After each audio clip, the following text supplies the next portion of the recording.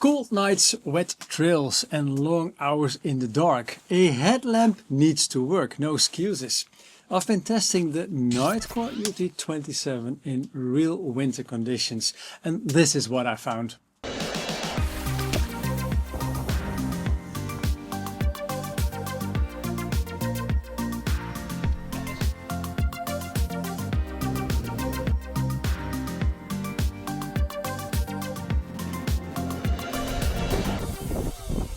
Hey everyone, welcome back. For those of you who just tuned into my channel for the very first time, my name is Gijs. I am an outdoor gear nutter from the Netherlands. Today I'm taking a detailed look at the Nitecore UT27. This is a lightweight headlamp aimed at trail runners, hikers and general outdoor users. But as always, I want to see how it actually performs in real conditions.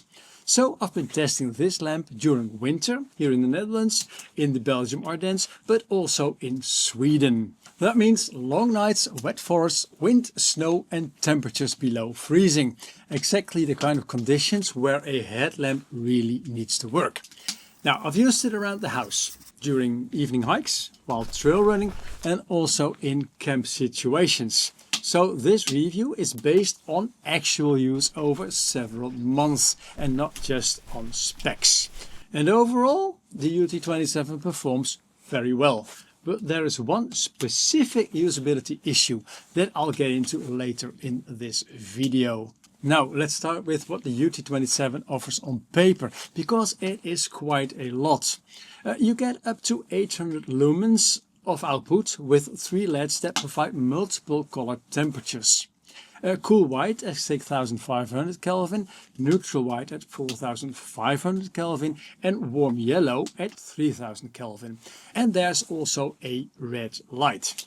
Now each of the white and warm modes has 3 brightness levels. Low at 100 lumens, mid at 280 and high at 500 lumens. And on top of that there is an 800 lumen turbo mode. Power comes from a rechargeable Lithium-ion battery pack, but you can also use 3 AAA batteries. And that's a big advantage if you are on multi-day trips or traveling. It is IP66 rated, so protected against heavy rain and dust. And it comes with a clip and a softbox style pouch that doubles as a small lantern. So on paper, this really is designed as a versatile do-it-all headlamp. The packaging is simple, recycled cardboard and paper, just one piece of plastic that can be disposed of in a proper way. Now once you've taken everything out, the headlamp itself is very compact. I weighted all components separately. The lamp with the battery 75.2 grams. The USB cable 6.3 grams. The softbox pouch is 11.2 grams and the clip, I measured that one at 5.1 grams. Now packed in the pouch, the size is somewhere between a golf ball and a tennis ball. So it disappears in your backpack, and that's why I store my headlamps always in the top lid. And on my head it's light enough that I barely notice it, even on longer runs. And that's something I always look for in a headlamp, especially for trail running. Charging the UT27 is very straightforward. You flip open the back and the battery compartment with the USB-C port is right there. Plug it in and that's it. Now in normal conditions this works perfectly fine, but in colder weather, especially with gloves, opening that compartment can be a bit fiddly. It's not a deal breaker for me, but it is something that I definitely notice and that you should be aware of. One thing that I do like a lot is the fluorescent battery compartment, because that really helps when you are changing batteries in the dark. The battery status indicator gives you an idea of the charge level, but it is quite small and not always easy to read because it is on the bottom and the LEDs are really tiny. And then there's the flexibility. If your rechargeable battery is empty and you can't charge, you can just switch to AAA batteries, 3 of them. And that makes this lamp much more reliable on longer trips. Do keep in mind though, performance on A batteries is lower, roughly about 30%, and that is stated very precise and correctly in the small manual that comes with the Nitecore. Now, one thing that you need to know, I have a top tip regarding energy later on in this video. The UT27 uses two buttons, a W button and a Epsilon button. The W button controls the neutral and cool white light, and the Epsilon button controls the warm light, and that's something totally non-logic to me, because I would name the W for warm, but they didn't do this, so I don't know why. When the lamp is off, holding the W button turns on the white light, and depending of course on your last setting what kind of light is on. Now, turning it off is just holding that same button again. Holding the white button turns on the warm light, and turning it off is just holding either button again. Now, switching between neutral and cool white is done by pressing and holding the W button. You can also switch between white and warm light instantly by pressing the opposite button, and that's actually very intuitive and works very well in practice. Now, brightness is controlled by cycling through low, mid and high, and each color temperature has its own brightness levels, which is nice. And then there is the turbo mode. A quick double press gives you 800 lumens, and one press brings you back again. And now the red light. From off, double press and it turns on, and press it again and you switch between constant and flashing red. Now, this sounds absolutely simple, but in practice, when it's on your head, that double click needs to be extremely fast. And especially with gloves, it often just doesn't work. This is honestly the biggest usability issue I found. Now, once the red light is on, it is absolutely fine. Now, there's also a lockout mode, and let me switch this off. Press and hold both buttons, and the lamp locks. And that prevents basically that your lamp gets activated by accident when you have it, for example, in your backpack. Now, unlocking works absolutely the same way. And now let me put it on the warm mode, just because it looks beautiful. Now we need to take a step back and let's talk about something that is important, and that is Lumens versus Lux. The UT27 is rated at 800 lumens, tested according to the NC Plato FL1 2019 standard. And that is good, because it makes comparisons fair between headlamps, at least what manufacturers tell us that they do. But lumens, they only tell you how much light is emitted by the headlamp. It doesn't tell you how useful that light is. And for that we need Lux.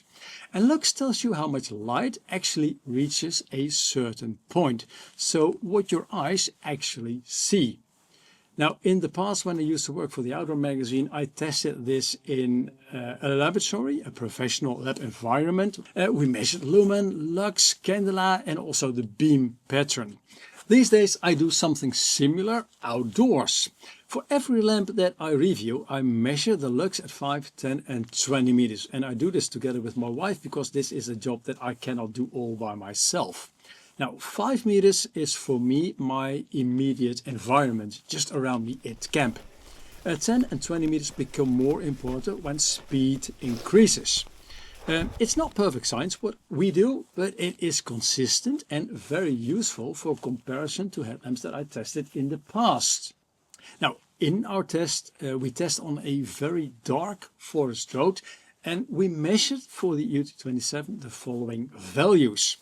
In low mode, 18.6 lux at 5 meters, 5.2 at 10 and 1.3 lux at 20 meters. In the mid mode, 63.5 lux, 15.5 and 3.9. In high mode, 103 lux, 28.5 and 6.9. Now, for turbo mode, we measured at 5 meters 142 lux, 43 lux at 10 meters and 10.2 lux at 20 meters. Now let's talk about the maximum throw. Together with my dearest, we tested this in a very practical way. She stood with the lamp, I walked away wearing a reflective beanie. And at the point where I was no longer visible, that's what we consider practical throw. And that came out at around 100 meters. Now, Nitecore claims about 168 meters, and that number is probably calculated using the 7124 candela that is stated and tested according to the ANSI standard, and it's mentioned in the manual. Now, that might all be true, but what we measured in real life, that 100 meters, that is what really matters. And for a headlamp like this, that's absolutely fine. Now, in real world use, this is where the UT27 really performs. The buttons are rubbery, easy to find and work well even with gloves. The headband is comfortable, breathable and stays in place while running. The silicone strip on the inside adds grip, especially on a beanie, and it prevents sweat dripping in my eyes. Never noticed that before, but it really helps. The warm light, I really like it a lot. It is easier on the eyes and works very well in fog and snow. The white modes are good too, but feel a bit colder, and when it's totally white outdoors, it can be a little bit too white. Now, the beam pattern is very well balanced. A white flood close to your feet and a focused center for distance. And that combination works really well on trails. And of course the lamp tilts, which is useful for reading or working around camp. I've noticed that in winter conditions, especially in Sweden, that the winter performance was absolutely solid.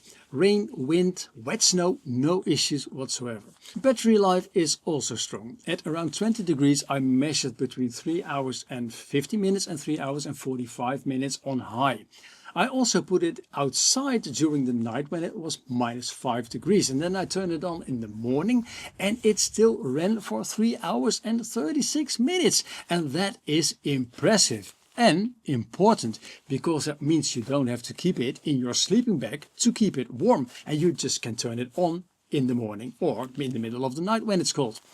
Heat-wise, it stays comfortable. Maximum I measured with a infrared meter was around 52 degrees on the front, but average was about 34, so no issues here. And outdoors it stayed very, very cool. The IP66 rating also held up perfectly. What I do like is that the Nitecore comes with some extras.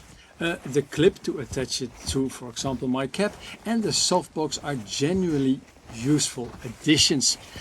The clip might be practical, but I really love the softbox, because if you put your headlamp in there and you put it on warm, then you've got this really nice diffuse light in your tent, and it's almost romantic, and it's something that is totally opposite of the colder temperatures, because then you've got a really cold, almost laboratory light. So yes, on warm in the soft pouch, that is absolutely a top tip. Now, one other top tip I promise you, because you can put AAA batteries in here if your rechargeable battery runs out. But Nitecore also sells those rechargeable batteries as an accessory. It's not that obvious on the website, but they do. So if you buy a couple of those rechargeable batteries, then if you are going out on a longer trip, then that can be a very good solution, because they just give way more power than just AAA batteries. And now, with that last top tip, it's time to head on to my verdict. How do I rate the Nitecore UT27? Now, after several months of testing, I can say that the UT27 stands out as a versatile and reliable headlamp. It balances performance, weight and flexibility very, very well. It's comfortable, stable and performs consistently in difficult conditions. The warm light mode and the beam pattern are for me the real highlights. But it is not perfect. The red light activation is frustrating from time to time, and the battery status indicator could or maybe should be clearer. Overall though, these are relatively small issues. The Nitecore UT27 retails for €66, $70 or almost £66. And for that price, I think this is a very strong all-round headlamp. And that's why I rate it at 8.7 points out of 10 total. If you found this review useful, hit the like button and please subscribe and leave a comment. And I would like to know, what is your favorite headlamp? Now, if you are interested in outdoor gear, then take a peek at my outdoor gear favorite playlist down here. Or if you are into trail running, this review on my cheap trail running shoes might be interesting. And that one is here. See you in the next one. Enjoy the outdoors and stay safe. Ciao, ciao. Oh, and now my fire is almost out. And I don't know if you've seen it, but sometimes I threw something in there. Finish my tea.